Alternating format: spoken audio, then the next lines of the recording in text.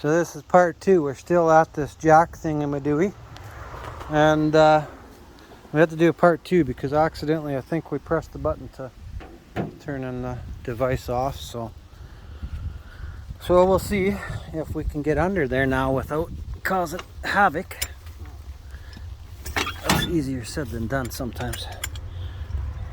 But let's see here. Well, I think right where we're at isn't too terrible on the frame rail. Maybe we'll go under the cross. I don't know if that's cross brace or what that is. I don't think it's a rad support, but we'll probably go under there. So that is working really good, I think. It lifted it off the jack stand for sure anyways. And for safety reasons, we're gonna try and I don't know, just sort of keep that little 2-ton jack in the corner there. And I think might have to go a little higher, but we're gonna have to be careful at this point. We don't want this jack. I see that jack is digging in and out of sight. Might have to dig my jack out after, but we're gonna try and see what we can do here without hopefully causing no havoc. Okay, it's making some interesting noises, just the way I like it. So it seems to be off the ground, or off enough to take it off. Anyways, we might have to jack or block it up and things to get it up to height, stuff like that.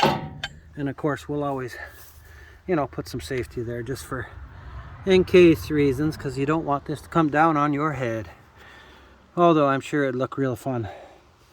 Might even be kind of funny if you didn't get hurt too badly. But yeah, let's not try that. Let's just pretend we did.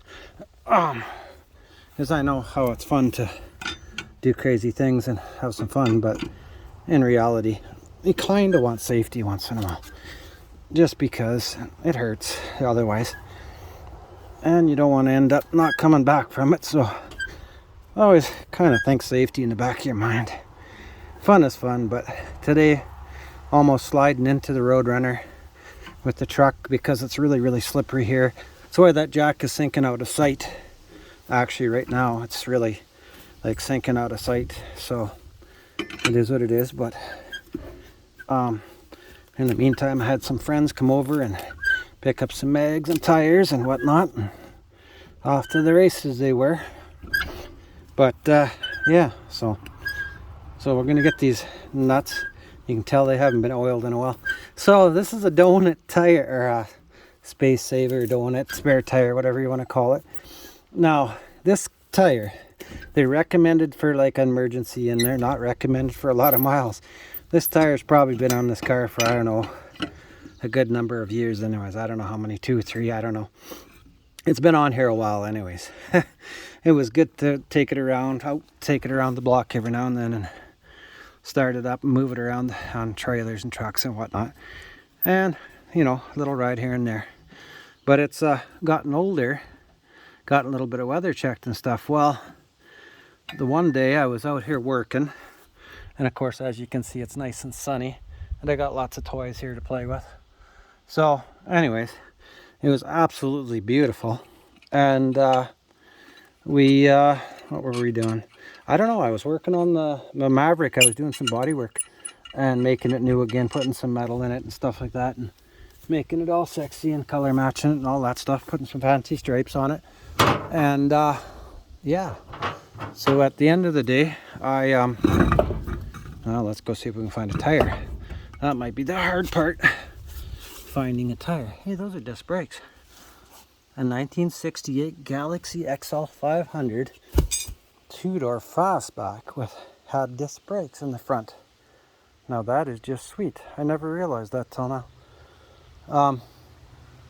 But it does work pretty good. I don't know if that was an upgrade or if it came with those or what, but the car is pretty much original. So yeah, at the end of the day, it is a cool car. It's got the old buckets in the console and the U-shifter and all that stuff. It's a pretty neat car. I've got to do some body work on her one day and Get her all painted back up again.